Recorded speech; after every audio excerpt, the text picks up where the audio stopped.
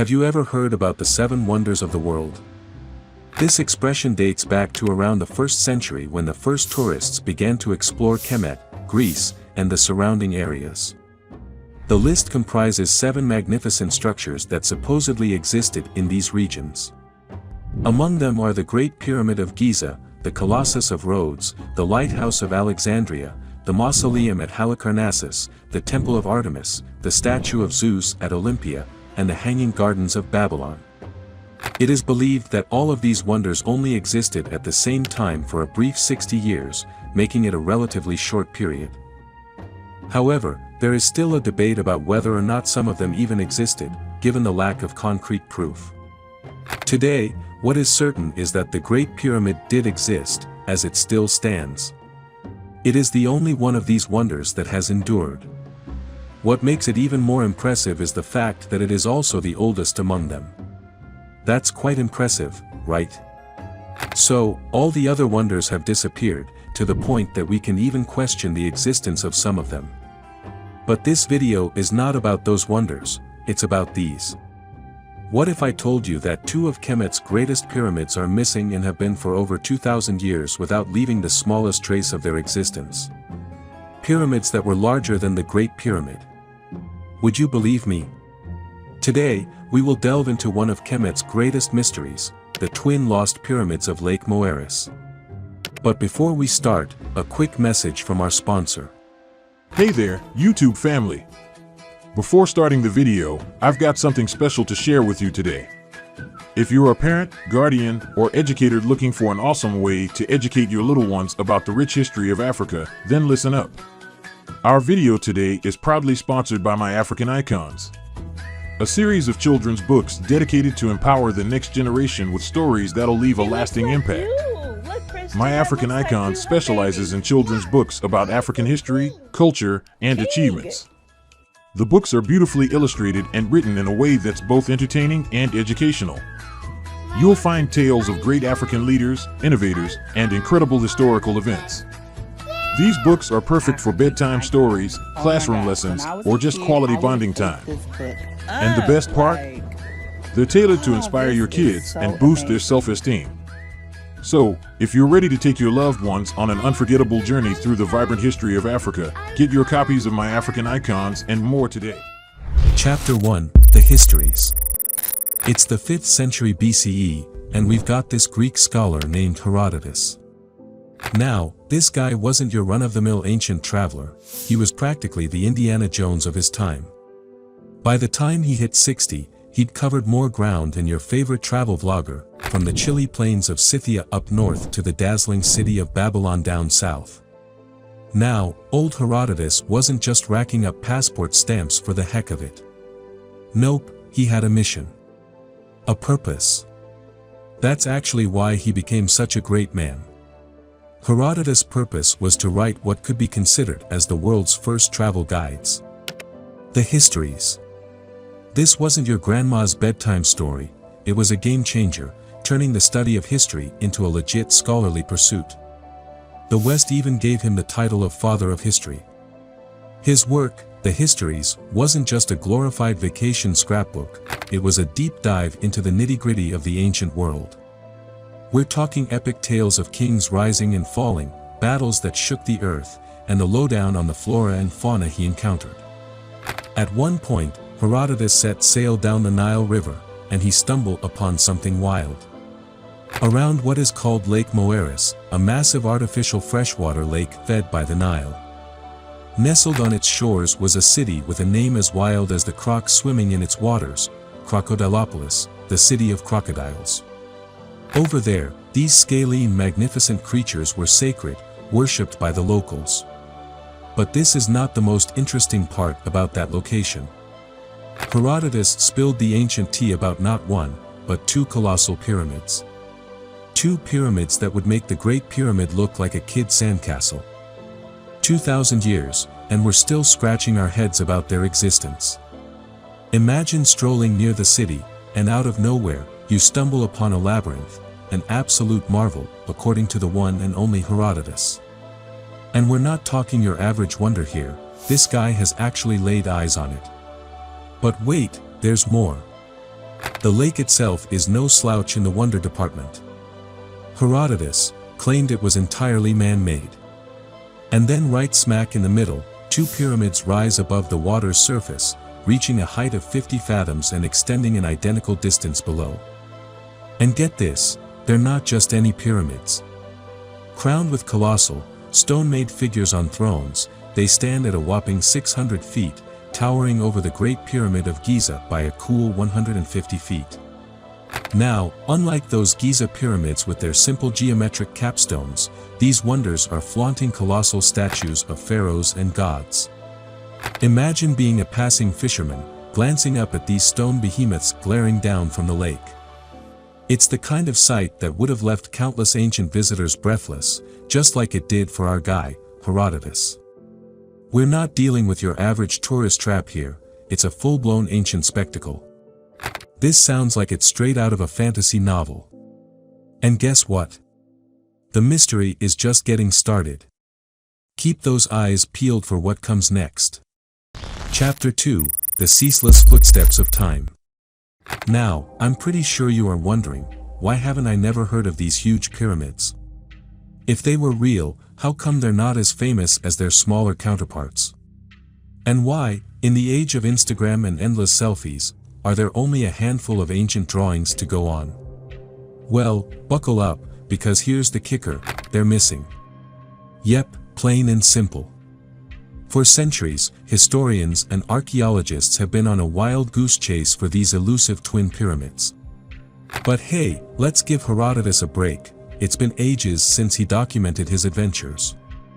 We all know that the relentless march of time tends to make things vanish into thin air.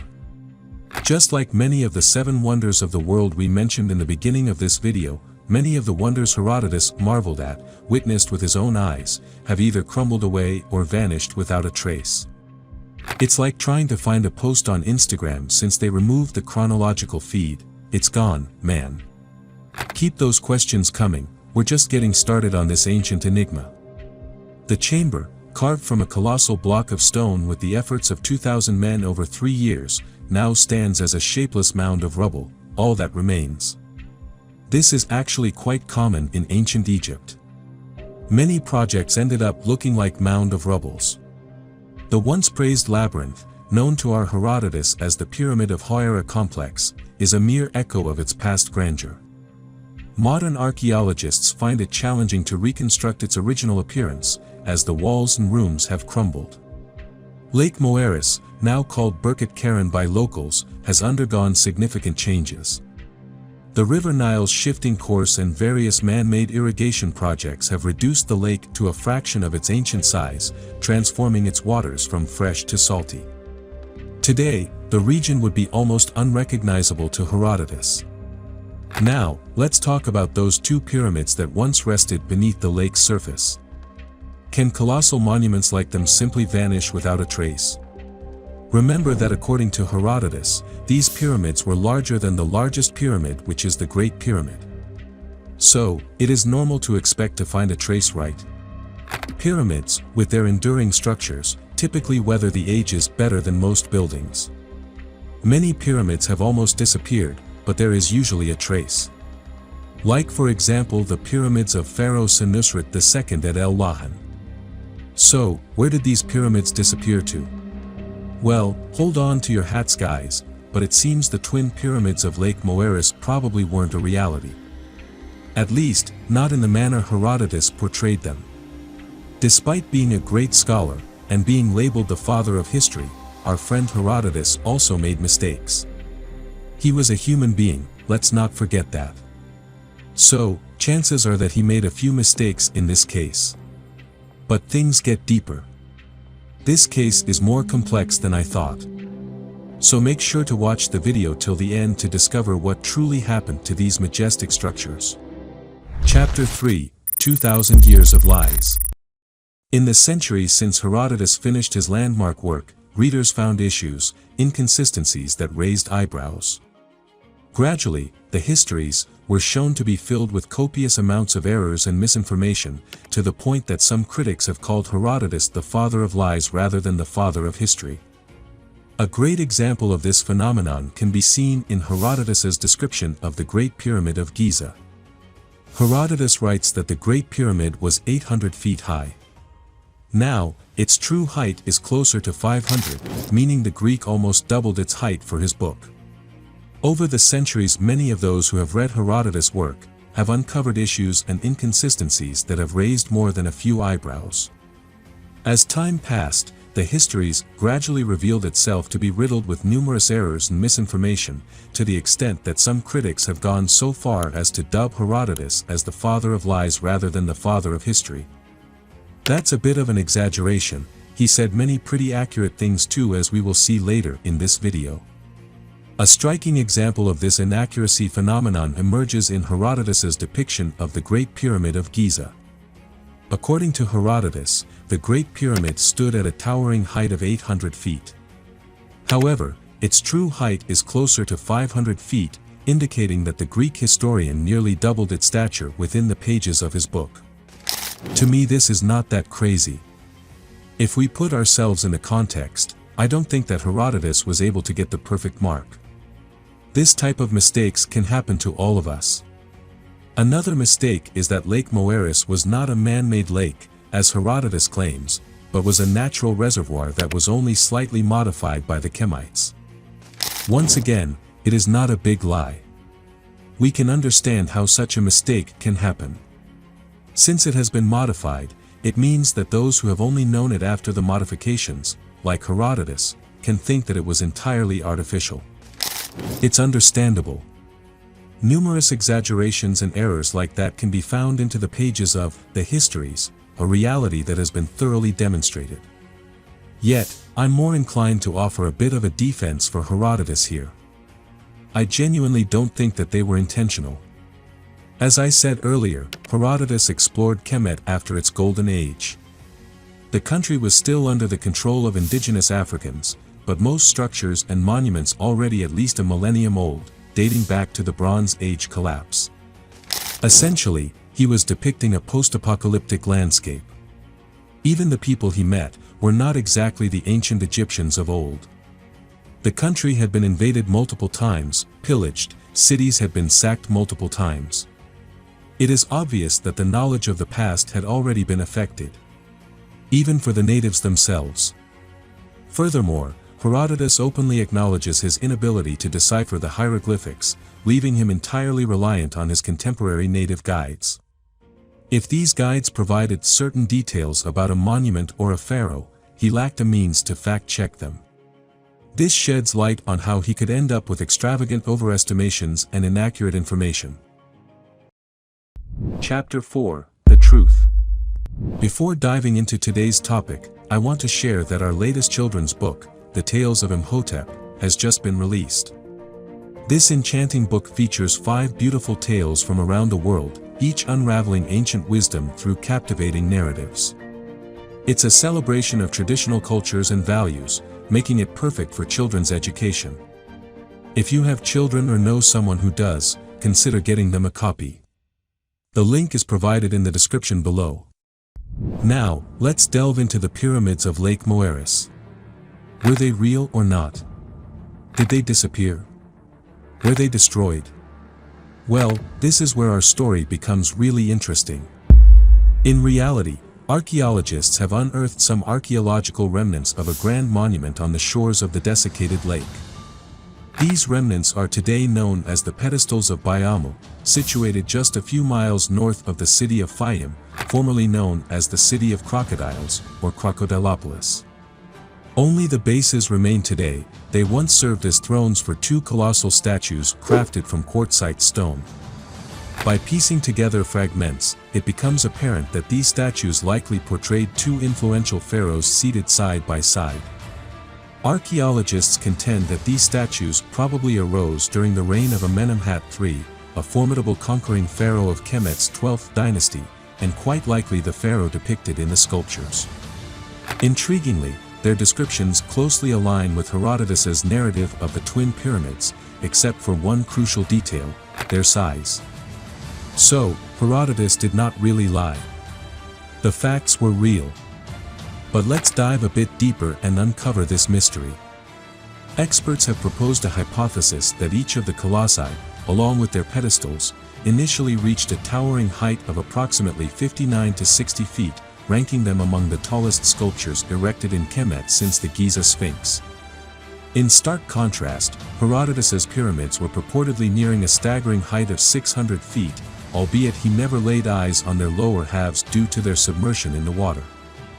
Considering the alignment of details, from their features to their positioning, all aspects align except for the height. So, my inclination is to attribute this divergence to yet another one of Herodotus's penchant for exaggeration, just like in the case of the Giza pyramid incident. It's plausible that Herodotus either had a knack for miscalculations or, maybe, he simply got played by his guides, resulting in a height estimation that exceeded the reality by tenfold. In their analysis of Herodotus, contemporary scholars Howe and Wells put forth a theory shedding light on how the Greek historian might have been led astray. And here's our guy, Herodotus, one again, kicking back in Arsino, soaking in the view of those colossal statues across Lake Moeris. Lazy? Maybe. Let's keep in mind that means of transportation were not that easy back in the day. Herodotus had a whole book to write and numerous countries to visit. He probably could not always be where he wanted at the right pace. So, here, he's eyeballing these towering figures from a distance, probably also letting his guides spin their yarns. From afar it probably looked like this, hazy silhouettes, the guide seizing the chance to pull a fast one on our ancient Greek traveler. Herodotus, none the wiser, doesn't bother fact-checking. He heads home, pen in hand, unwittingly etching a mystery into history that lasts over 2 millennia. This is human nature. Many scholars still do that today.